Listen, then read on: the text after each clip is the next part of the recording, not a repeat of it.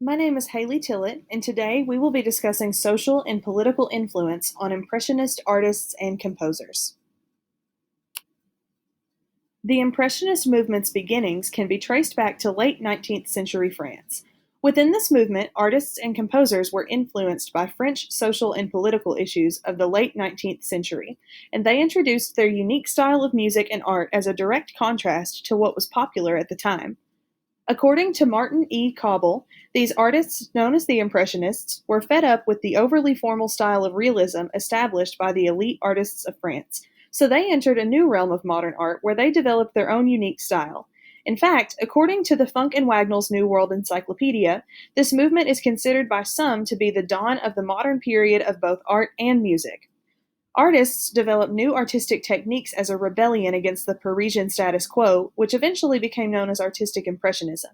The composers of this era were inspired by these artists' innovation and also developed unique compositional devices to create a uniquely impressionist sound. To better understand the radical change that Impressionism made in the world of the arts, it is important to explore what inspired the artists and composers to make such a drastic change, the qualities of Impressionism that separate it from its predecessors, and discuss the most prominent figures of the Impressionist era and their influences.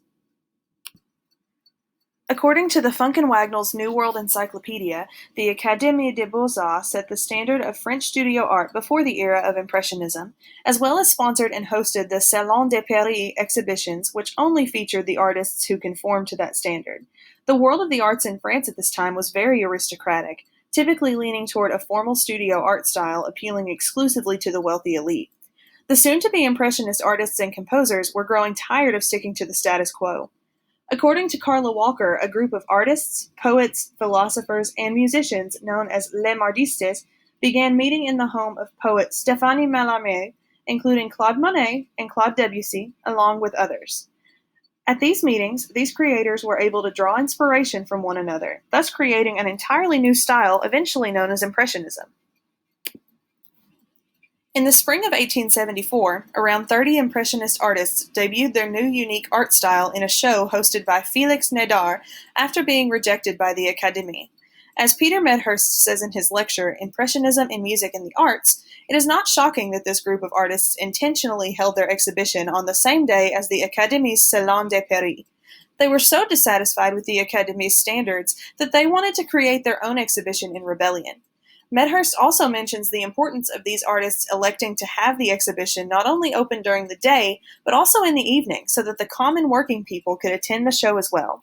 This became an important aspect of artistic impressionism because these artists aimed to portray the everyday life of the common people, rather than sticking to the elitist ideology of Parisian art that came before.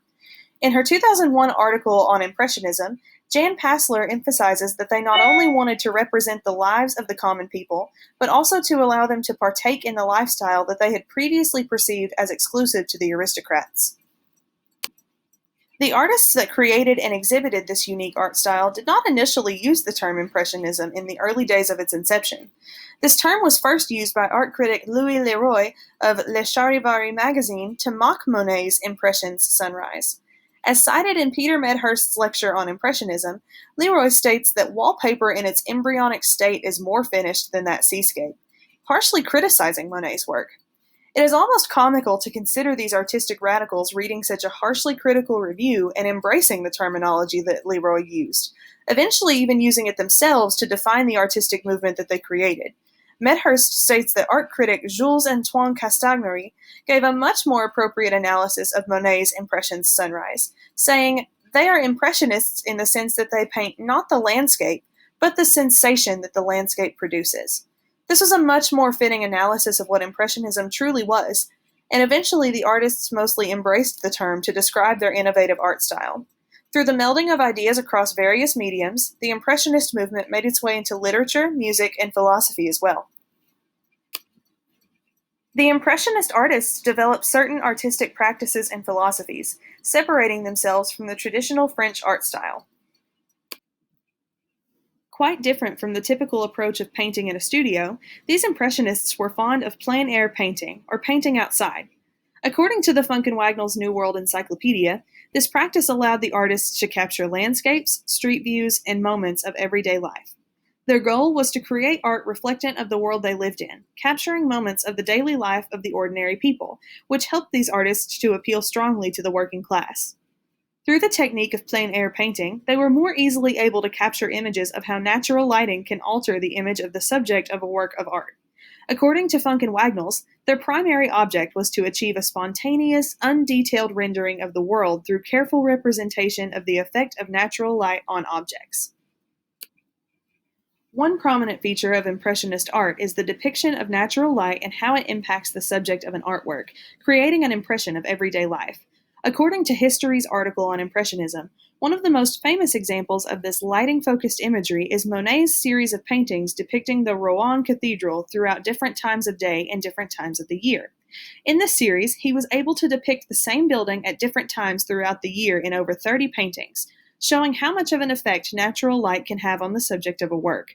Each of the individual paintings depicts the same subject, but each work is aesthetically unique due to Monet's depiction of the lighting cast onto the cathedral. Impulsive and free brushstrokes allowed artists to render blending and shading less important than maintaining the appearance of the vivid color palettes used in their works. As Jan Passler states it, these artists created mosaics of distinct rather than blended colors and forms.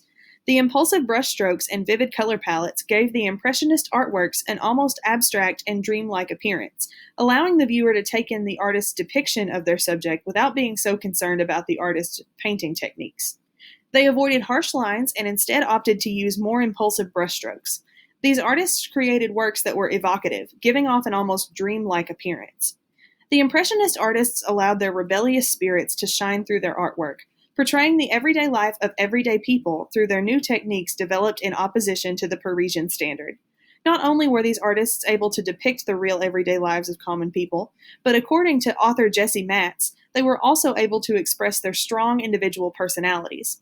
The combination of plein air painting, the unique subject matter of everyday life, the importance of natural lighting, the impulsive brushstrokes, and the vivid color palettes all were developed in part as a rebellion against the Parisian status quo for artists established by the Académie, combining to create what we know today as the innovative art style known as Impressionism.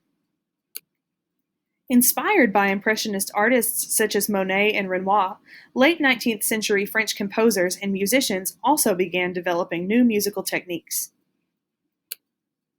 According to Ronald L. Burnside's article, Musical Impressionism, The Early History of the Term, one of the earliest uses of the term Impressionism in the field of music is connected with prominent Impressionist composer Claude Debussy.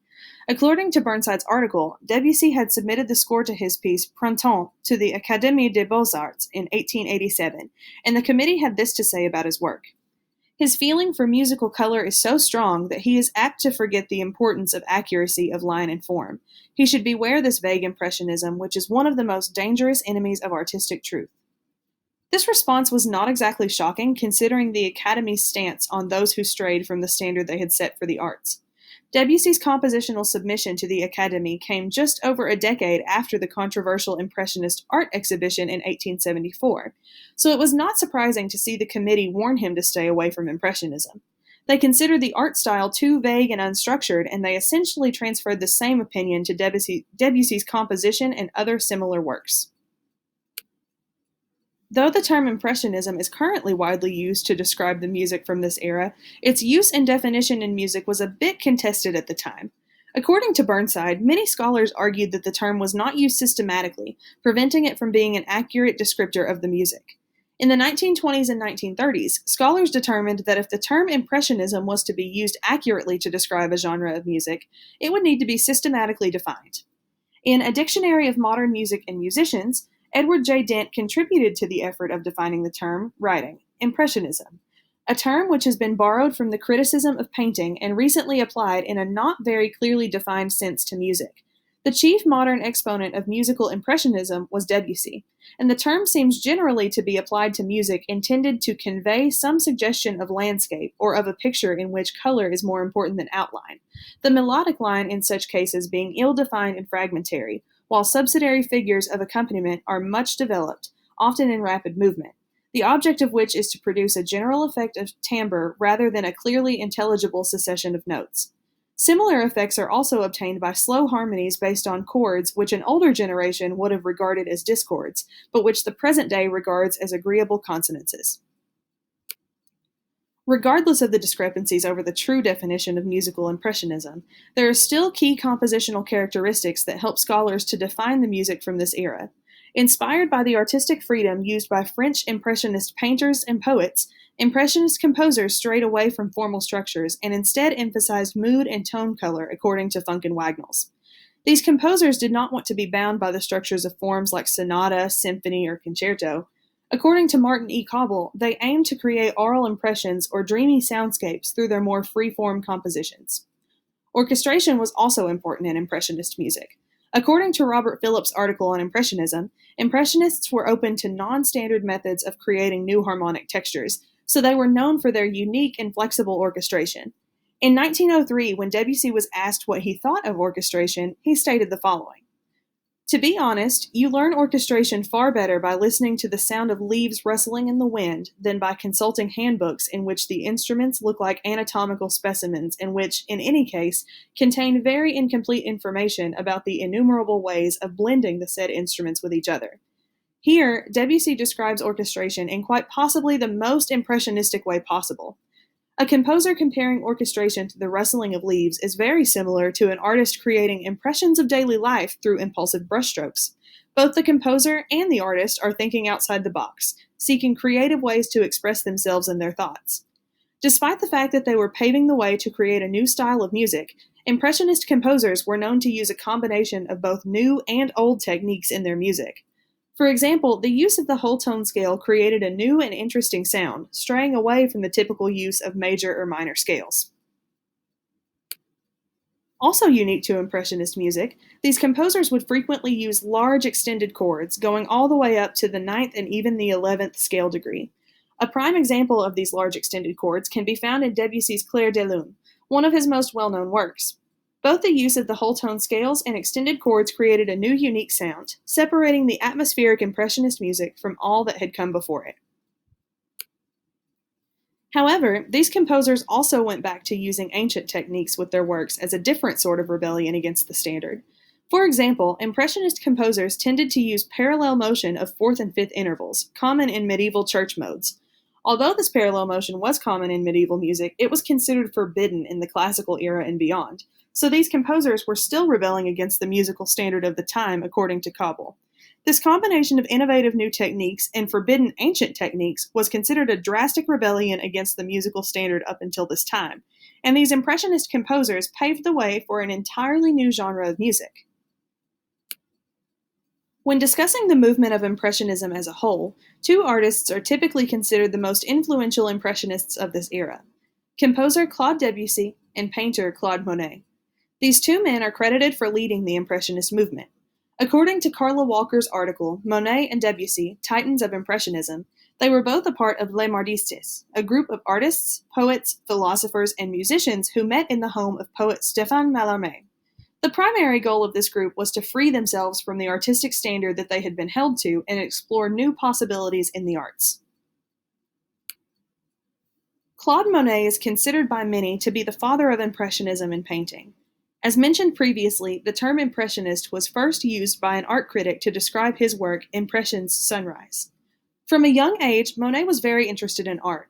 He began studying in France in his 20s, where he met and developed a friendship with Pierre-Auguste Renoir, another prominent figure in Impressionist painting.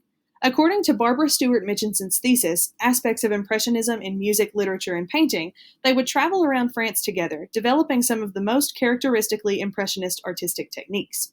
Monet was known to paint using impulsive brushstrokes and bold color palettes, which became characteristic of nearly all Impressionist painters.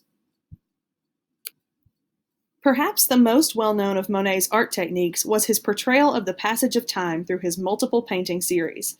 According to Mitchinson, his Water Lilies series consisted of some of the last artworks he did before his death in 1926, where he depicted the water lilies that he had on his estate. With the rise of Impressionist artists also came a rise of Impressionist composers, heavily inspired by the innovative new art style.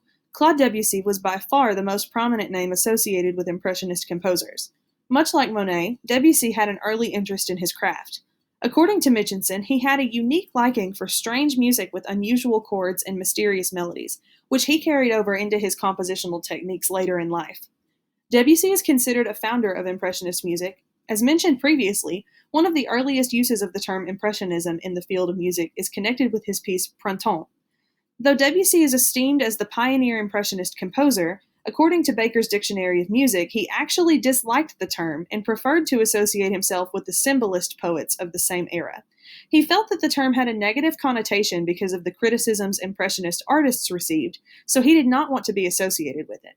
In spite of his contempt for the term, he is still considered the primary figure of Impressionist composers. Impressionism undoubtedly made a radical change in the world of the arts, and this is all due in part to the artists, composers, poets, and philosophers who wanted to make a difference in their world. The artists of this era were truly patriotic, with a desire to reflect the life of everyday French citizens in their work. They were dissatisfied with the wealthy elite and wanted not only to represent the lives of the common people, but also to allow them to partake in the lifestyle that they perceived as exclusive to the aristocrats. These artists were a large part in igniting a social change in France, and the musicians and composers of the time contributed as well. According to Jan Passler, Impressionist music had a vague sense of a desire for middle-class empowerment in composers' breakdowns of tonal hierarchies, incorporation of distant overtones, and expanded notion of consonants. The creative Impressionists rebelled against the artistic and social standard, creating not only new art styles, but also inciting social change. Relating this to today's world, perhaps there will one day be a time when this era of music and art will be considered just as revolutionary as that of the Impressionists.